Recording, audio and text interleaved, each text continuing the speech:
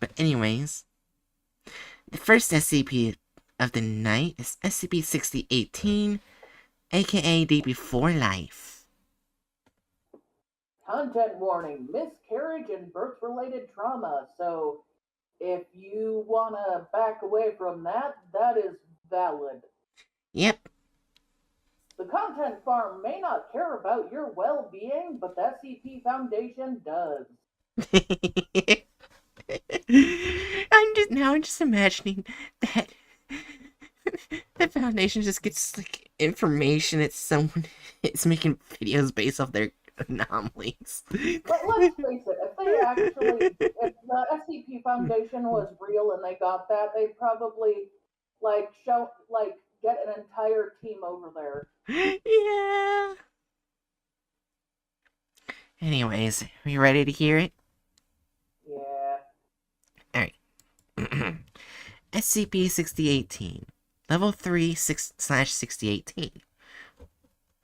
Object Class Safe. Special Containment Procedures. SCP-6018 is to be contained in a secure item storage locker when not in use for testing. Personnel may request personal use of 6018.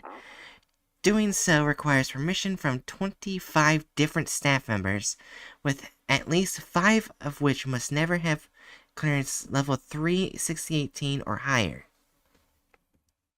Tests may no longer be conducted with pregnant women in the effective range of 6018 without clearance from a member of the O5 Council.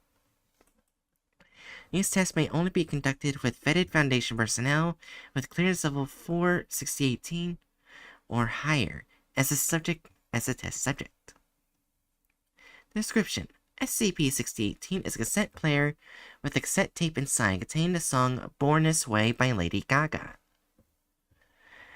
To date, all attempts to disassemble 6018 and examine its inner workings have been unsuccessful.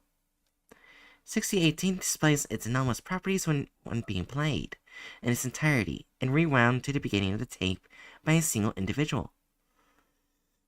When operated in this manner, SCP-6018 will transfer the consciousness of the individual who played and rewound it into a new living body.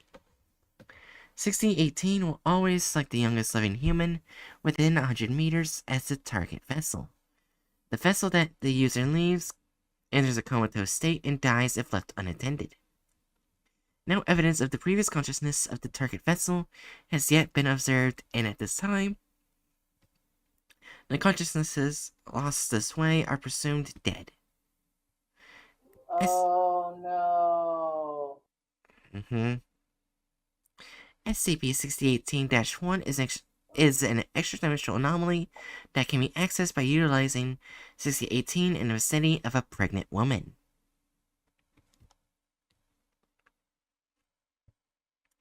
Addendum 6018-1. On September 13, 2014, a 60-year-old Foundation staff member named Dr. Neptune volunteered for experiment 6018-37. In this experiment, the test subject was to have their consciousness transferred to the unborn child of the pregnant D-class. Years after this experiment succeeded, the following interviews were conducted. They occurred on I guess that'll be January 1st, because it was backwards on top. Yes, January 4th, 2017, soon after Dr. Neptune regained the ability to speak as a result of his testimony. Secure containment procedures were updated on January 6, 2017 to restrict further testing on pregnant women. And here's the interview log. Interview log 6018-A. Begin audio log. Interviewer: Junior Researcher Fleming. Interviewee: Dr. Neptune. Junior Researcher Fleming: So I understand that you recently regained the ability to speak. Congratulations, Dr. Neptune. I imagine these past few years have been frustrating for you. Dr. Neptune: Yes, although I unfortunately still have lived, and yet you have no idea how frustrating it is being a baby again. But I'd rather not dwell on that at the moment. Note, for the sake of clarity, Dr. Neptune's lips will be ignored for the remainder of the transcription. Words impacted by the lips will be written as normal. Right. I'll scarcely imagine this situation as I understand it.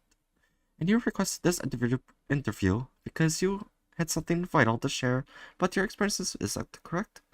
Yes. You see, when I finished using 6018 and vacated my previous body, I lost consciousness. Isn't it normal to be unconscious while one is developing in her mother's womb?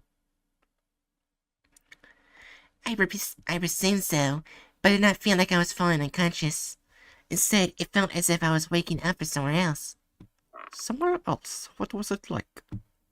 Silence ensues for approximately 16 seconds as Dr. Neptune collects his thoughts.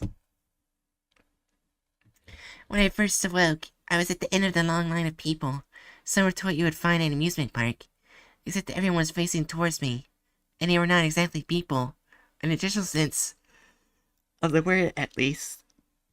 Could you elaborate? Yes, I intended to. Be patient, kid. As I was saying, they were not really people, but they somewhat were. I suppose you can call them souls for simplicity. This is what I thought of them as while I was there. They have human heads with their facial features and seemingly random placements on them. Usually nowhere close to making a normal human face. They also all had between 2 and 4 limbs attached at random locations on their head. These limbs varied between all sorts of animals, from human limbs to crab claws to lion tails. They moved in strange and unique ways, befitting to their unique autonomies. Were you in a similar form? Oddly enough, no. I was a form very similar to my former body, yet smaller. I was about the size of a child. If these souls, as I will refer to them, had accurate adult human proportions, then I believe I was about 1 meter tall. That is of little importance. As I said before, I was at the end of the long queue of sorts, with everyone facing me. Naturally, I turned around to see what they were all facing, and it was a large doorway filled with a solid white glow. It was opaque, and I could not see anything past it. Once I took in the sight, I got out of the line so that the others could pass by. Sure enough, as soon as I left, the line started moving, with each soul walking uniformly into the light. It was only then I realized that this was a large gate with the soul creatures exiting out the other side. After observing this for a few minutes, I confirmed that nothing of particular interest was happening to these creatures inside the gate. Nothing that I could observe, at least. Weeks later, I tried to pass through the gate, but I found myself unable to move through the light like the others had. After I took that in and got over my initial shock, I began to explore the area. I found that it seemed to go on forever, as if looking across large, empty plains. There was nothing large in the distance to impede my view, and it seemed to extend forever. The sky and ground, however, were unnatural. They were both uniform, without any patterns or blemishes to speak of, and entirely baby blue in color. Were there any notable features besides the souls and the line to the gate?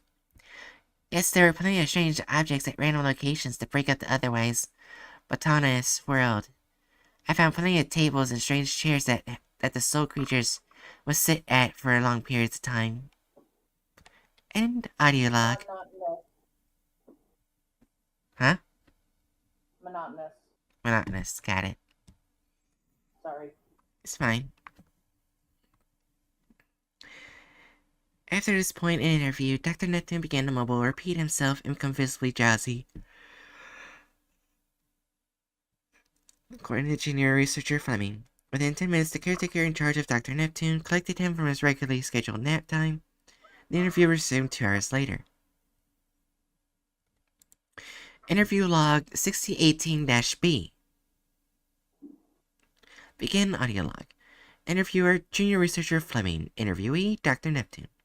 Junior researcher Fleming. Hello again. Oh wait, wrong voice. Hello again, Dr. Neptune. How was your nap? Dr. Hmm? Oh, sorry. Yeah. Dr. Neptune responds with an aggressive tone. It served its purpose. Now where were we? I believe we were discussing the other features of the world you were inhabiting. Ah yes, as I was saying, the souls were seated at tables around the space for long stretches, for hours to what felt like days. What were they doing there? They were engaged in various games, backgammon, card games, dice games, and plenty more that I do not recognize. They were also betting strange tokens on these games, even when they were not participating in the games themselves. What were these tokens like? They were simple coin-shaped tokens. They were marked with an uncountable number of symbols. They were numbers, letters, constellations, planets, animals, and many more depictions that were unfamiliar to me. Regardless, I later found that these tokens were all of equal value, even those with numbered markings. Did the iconography seem connected across the coins at least? Not that I could tell. I believe that many of the tokens depicted images outside of human language and history. I never saw two tokens that were exactly alike. Interesting. And you said they were collaborating with them. How could you tell? They were not using language, if that's what you're asking. It seemed instinctual for them. They would simply walk up to a table, expel a number of tokens from their mouth or similar orifice, and place them on a table for ante. Whoever won took every token bet by the players for that game. Everyone else betting on the game made brief gestures amongst themselves and traded tokens with each other after the outcome. Did you recognize the type of sign language they used? No, it's not quite sign language. There was no consistency to these gestures between individuals. At first I thought I was missing something.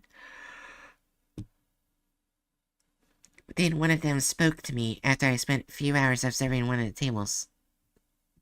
Spoke, you say? Not speaking in a traditional sense. I could just gesticulated towards me after it approached. And shortly after it finished, I subconsciously understood what I was trying to convey. Did it communicate using telepathy? No. Telepathy implies interfacing from mind to mind. This felt much more like what they were trying to communicate was being translated for me in my mind. It felt like the world itself was translating this creature for me.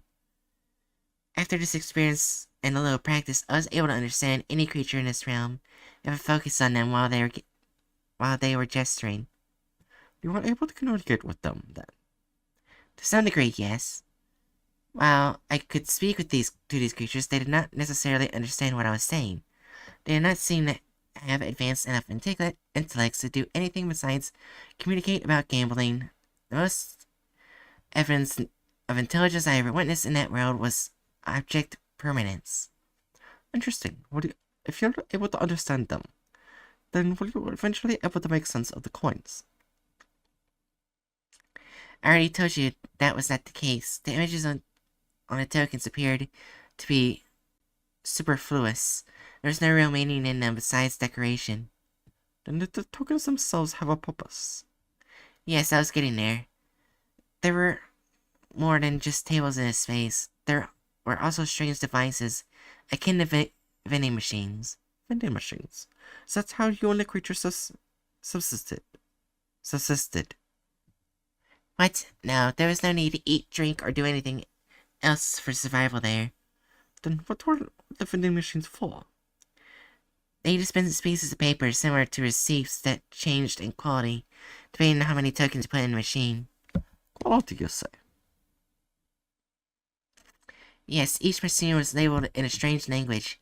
The labels said things like wealth, family, personality, fame, skills, death, and plenty more such categories. What was the purpose of these receipts? I am not entirely certain. All I know for sure is that the creatures would exchange tokens for them and eat them. Usually this would only occur once the creature had stopped playing at tables, and after exchanging all their tokens for seats, they would enter the queue to the gate. The one you were next to when you first encountered SCP-6018-1. The very same, yes. I see. And how did you leave that place? I did not leave. I tried to on several occasions. I intended traveling through the gate multiple times from both directions. I tried walking in one direction for long stretches at a time, but to no avail. One day, I just felt my body slowly disappear. And eventually I realized I had become a baby again. After that, I patiently waited until I could act at least somewhat autonomously. And, well, here we are. I see. Is there anything else you want to say before we conclude the interview? Yes, I must admit, I still understand very little about that world. Yet I cannot help but feel it is very important. I highly recommend that the Foundation continue to research it extensively. End audio log. Addendum 6018-2. On January 16, 2017, Operation Mimir officially began, and 12 separate agents were sent into 6018-1 for further investigations. On the 12 agents who were sent, only 6 returned. The other agents were lost to pregnancy complications. On February 18, 2019, interviews about the agents' experiences began to be conducted. Because of their testimonies, Dr. Neptune's descriptions of his discoveries were verified. According to the agents, the receipts that Dr. Neptune described in his interviews were obtained and ingested by half of the field agents in operations. Each of the agents who did so is as follows. Agent name: Agent Bravo Seymour Reynolds. 6018-1 activity. Agent Bravo exchanged 35 tokens at a device labeled Regrets. The text on the receipt read as follows. You'll lose the one true love of your life to one bad night. This voucher can be redeemed for 165 tokens. Additional notes. Agent Bravo stored the receipt by consuming it as other residents of 6018-1 did, but was unable to redeem it for tokens. Agent Bravo began gagging and coughing soon after and continued to do so for several hours. Agent Bravo reported having no regrets of any kind in his previous life to the other agents upon receiving his receipt.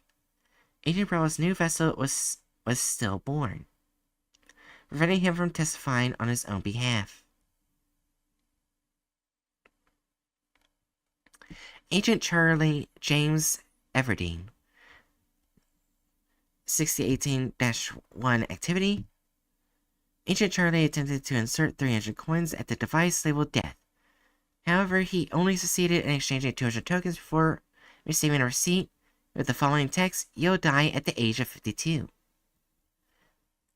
Additional notes. Agent Charlie was reluctant to consume the receipt, but did so after he ordered by Agent Alpha. Later in operation, Agent Charlie was caught removing the receipt from his person and disposing it. After being caught, Agent Charlie refused to consume the receipt again. This aversion may have been related to Agent Charlie being 54 years old after joining Operation Mimir. Agent Charlie was lost to a miscarriage before he could return from 6818-1. Agent Echo Silva Ruse. Agent 6018-1 activity. Agent Echo exchanged 1 token at a device labeled Family. The result receipt said, You'll be the oldest child in a family of 20, and be expected to care for your younger siblings. Additional notes. Agent Echo consumed the receipt as ordered, but had considerable difficulty swallowing it. It took her several hours to complete the task. Notably, Agent Echo was an only child in her previous life. Agent Echo died in a containment breach while her new vessel's mother was still pregnant with her. The mother in question survived. Agent Foxtrot Dominique DeRose. 6018-1 activity. Agent Foxtrot exchanged 200 tokens at a device labeled Skills. The receipt said exchange read as follows. You'll be blessed with great athletic capabilities with a particular aptitude for marksmanship. Additional notes. Agent Foxtrot swallowed the receipt without any significant difficulties or adverse side effects. Agent Foxtrot was an MTF agent during her time at the Foundation who regularly scored highly on marksmanship exercises. Agent Juliet Muhammad Faraj. I think I noticed a pattern. Oh? If you eat a receipt that doesn't line up with who you are, you won't survive. Yeah. 6018-1 activity. Agent Juliet exchanged 50 tokens at a device labeled personality. You received a receipt with the following text.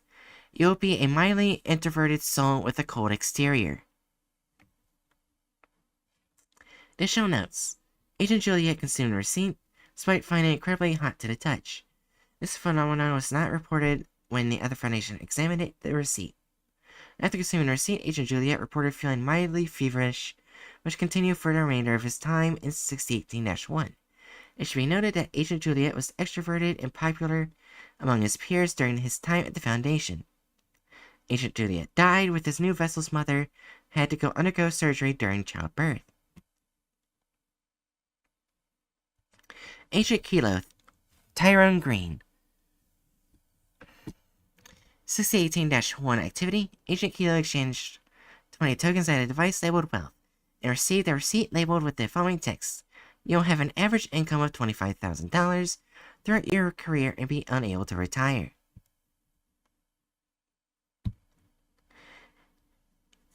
Agent Kilo consumed the receipt without issue, but began to glow green and experienced nausea after an hour had passed. These symptoms were present for the remainder of his stay within 6018-1. According to Foundation records, Agent Kilo had a considerably higher salary while employed with the Foundation for at least 30 years.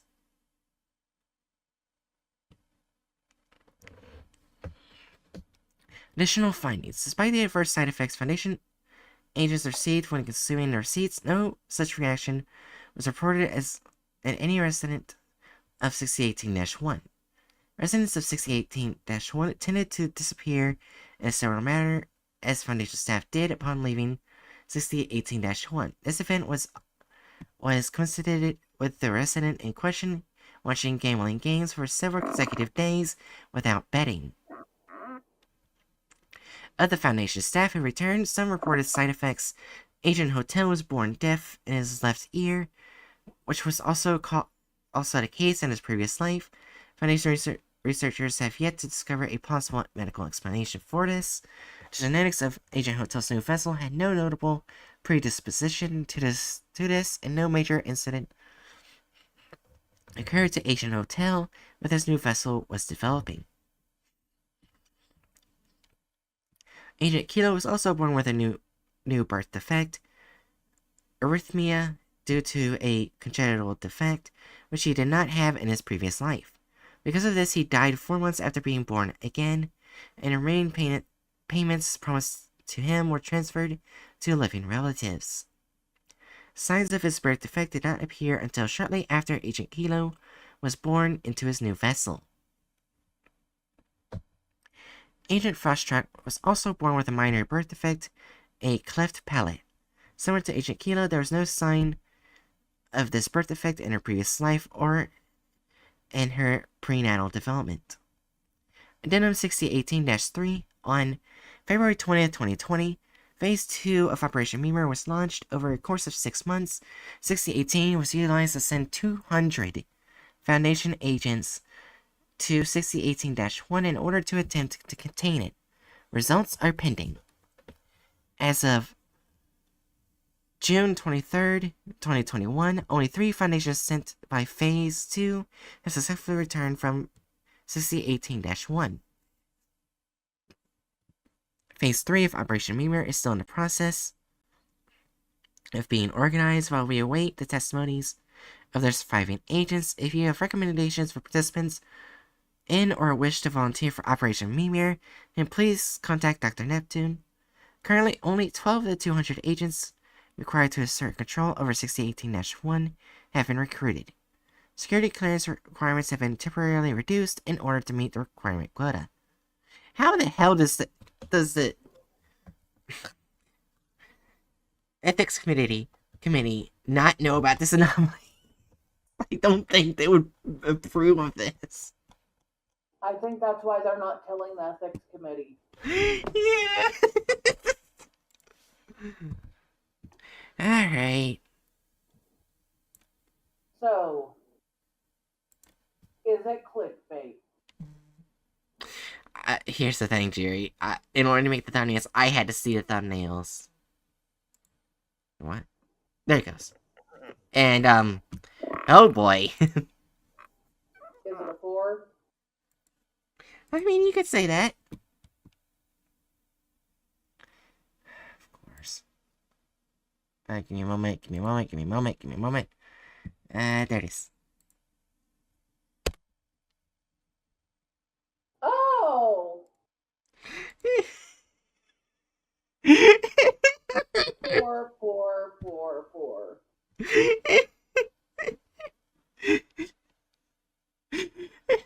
And the baby's not the only thing coming out of them. It's also other items.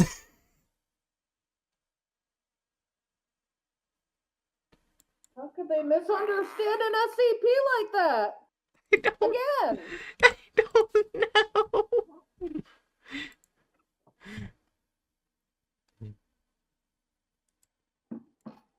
Alright, so let's first check one thing. Did they put the correct license? Because they have fucked up before. Yeah. And yeah, they did. Alright, are you ready? We are ready.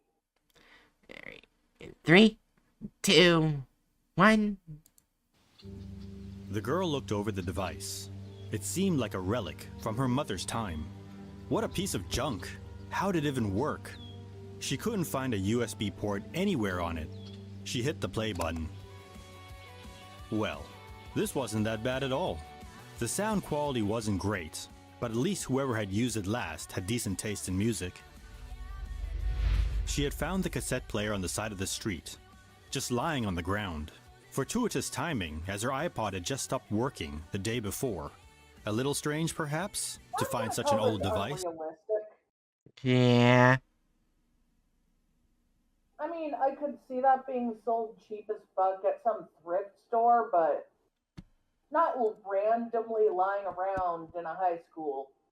Yeah. That's like trying to go, hey, fellow kids, I bet you totally carry around Walkmans.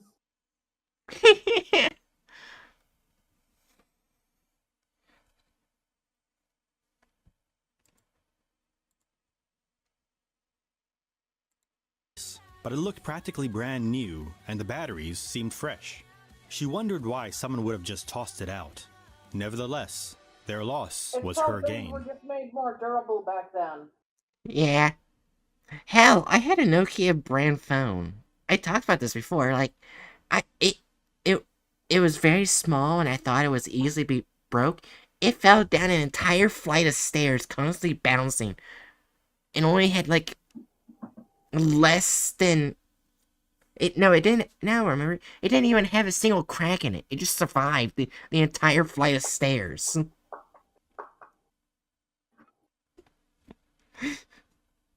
Yeah, if I were to do it with my iPhone right now, it'll crack the shit. If it didn't crack apart. Anyways, let's continue. The cassette player reached the end of its spool. Not bad, she thought to herself. I could listen to that again. She rewound the tape to the start. Uh-oh. Just as she was about to press play, an odd sensation came over her. She felt like she was leaving her body. Everything went black. She opened her eyes, the nausea and blurriness slowly leaving her. What was that about? She looked down to the cassette player, but found nothing in her hand. Her hand. That definitely wasn't her hand. She saw her friend Charlotte in the distance. She opened her mouth to call out to her. Charlotte! The voice wasn't hers either. She reached into her pocket and found an iPhone.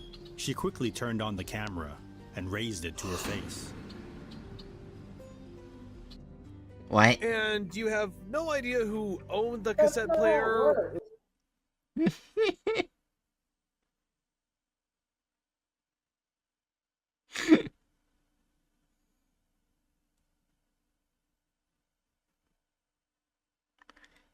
Isn't it like a pregnant woman's a requirement?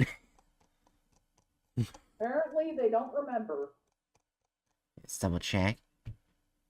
Played entirely, we round up being its eventual random matter. 16 transfer conscious individual rewound and living into a new living body. 618 will also select the youngest living human within 100 meters as a target vessel.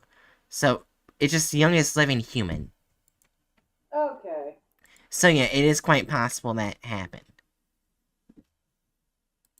Or how it works? No, none. Am I gonna be stuck like this? Forever?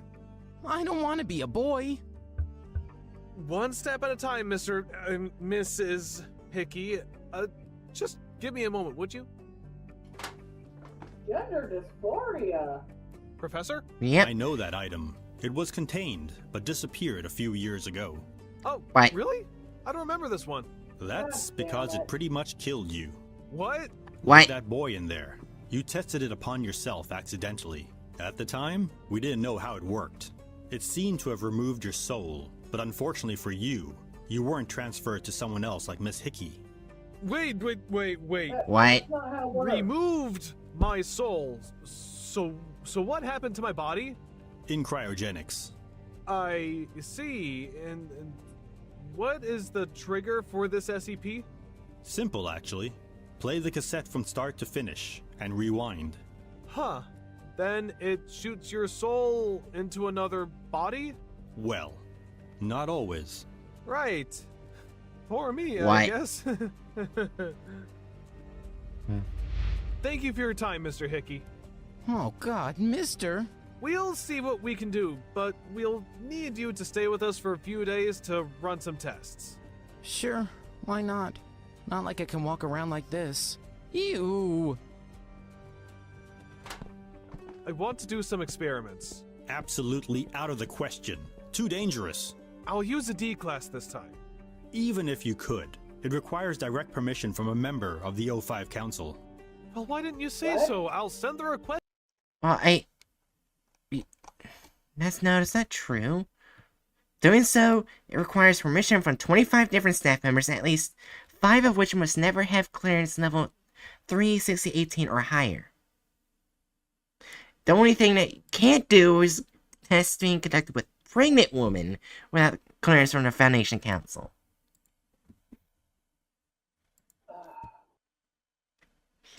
This is stupid.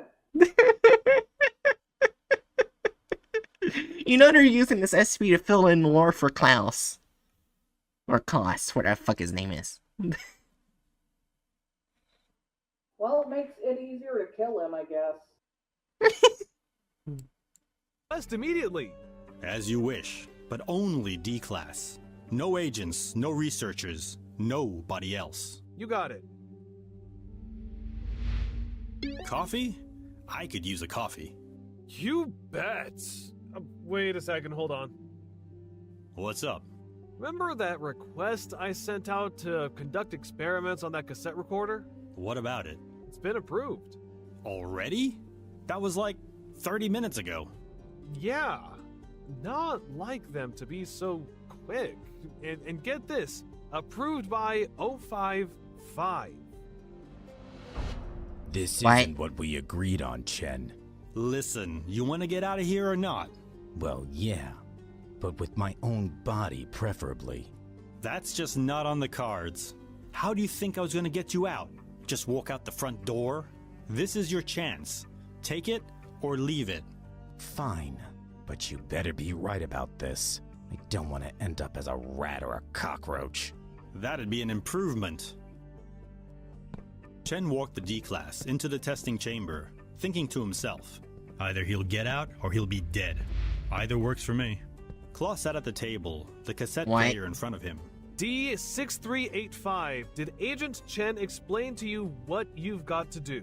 Yeah. Play the tape and rewind it. Correct. Do not deviate from the orders. Gotcha. Hey, Chen, better be sure. Klaus and Chen left the room. He sat down and hit the play button. The music was pretty catchy, to be fair. As the tape player clicked at the end of the reel, he hit the rewind button. Here we go. The player clicked as it finished rewinding, Almost immediately, he fell face first onto the table. D6385. D6385. He's still alive. Get him to a CT scanner! It's as the professor said. And what did the prof say? He's comatose. He's alive, but his brain activity is flat. Like he's brain dead. This is exactly how it happened 2 years ago. Klaus listened to the cassette player as the music came to an end. He looked up at the professor and shrugged, Nothing much so far. then hit the rewind button. As it reached the beginning of the tape, he slumped over in the chair. Klaus! The professor checked his pulse. He's alive. Get him to the medic bay. His brain activity was flat. It was as if his soul had left his body. They put him into one of the cryogenic tubes and shut the door. There wasn't anything else they could do What for the the fuck? moment. Is the new one ready? The technician nodded his head.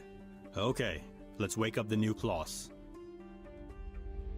But why didn't Klaus or the D-Class jump to another body, like the kid? That's what we don't know, but it's too dangerous to keep experimenting like this until we have a better understanding of the machine. Agreed. Dr. Klaus, you're not going to believe this. The D-Class sat in the room, her baby on her lap. Is this a joke? Absolutely not, sir. Heard it with my own ears. All right then, let's have a look. Good afternoon, Klaus? You saw a one good-looking fella. If you are who you say you are, what's your favorite anime? We don't have a favorite, but JoJo ranks up there. Oh god, you really are me! Told you, didn't I? How did this happen? What the The fuck? tape recorder. This It is transfers your Yes. soul into the youngest body around. So that's how it works. And you were transferred into this D-class unborn baby? Yeah, but that's not even the half of it.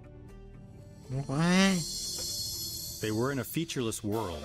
The ground was white and the sky blue. The What the horizon fuck? disappeared into the distance, endlessly. In front stood a doorway with an imperceivable light shining through.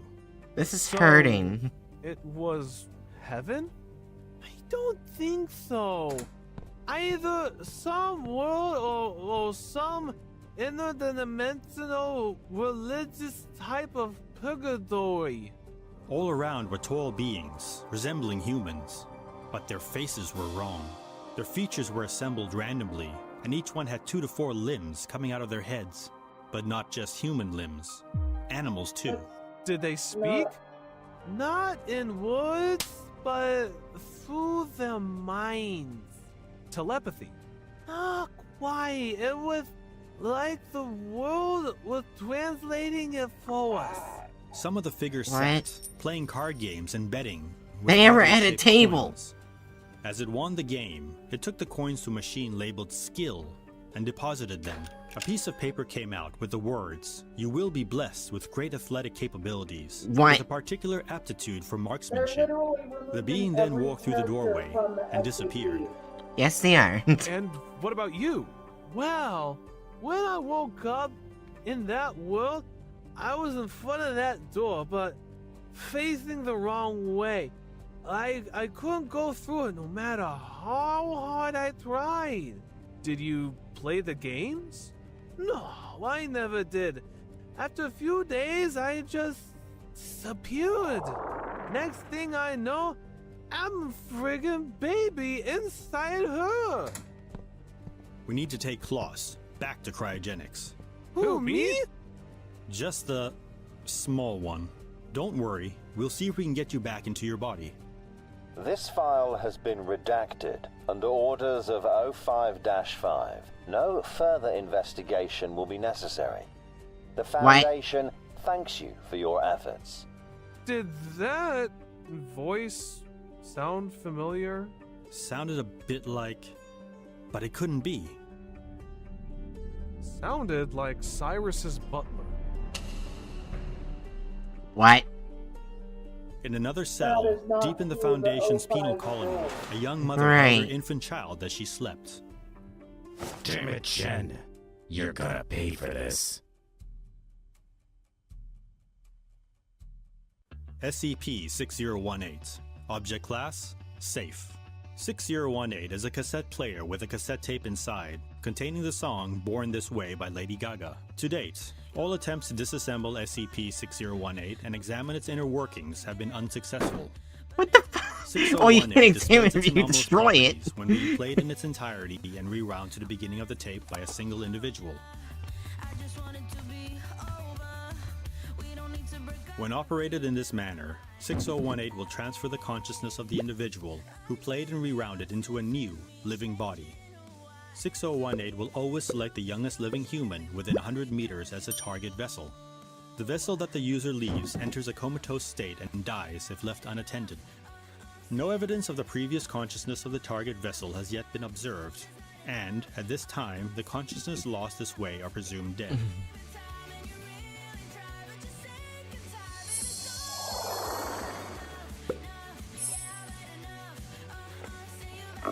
6018-1 is an extra-dimensional anomaly that can be accessed by utilizing 6018 in the vicinity of a pregnant woman.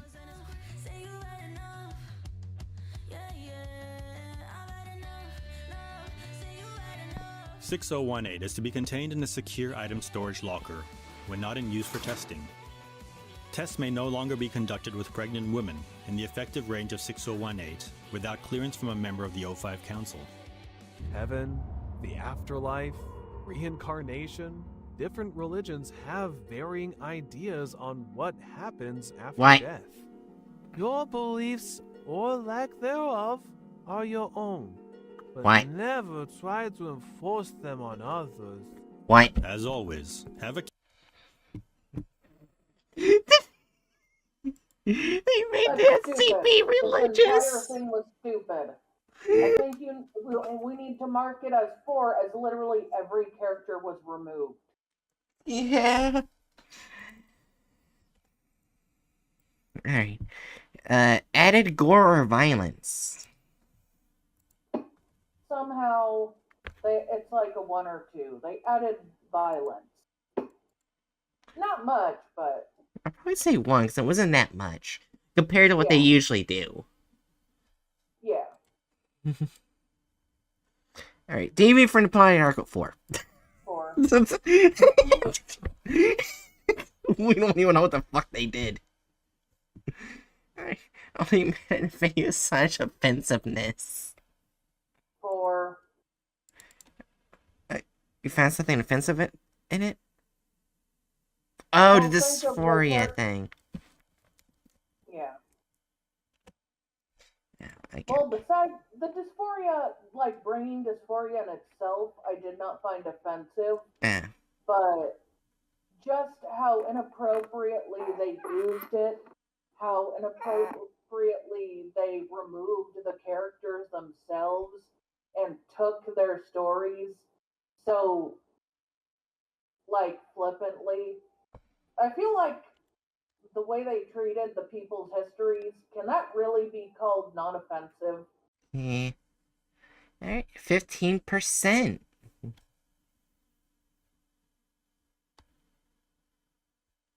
Also, I feel like the way they are currently treating Claus in itself is weirdly offensive in itself.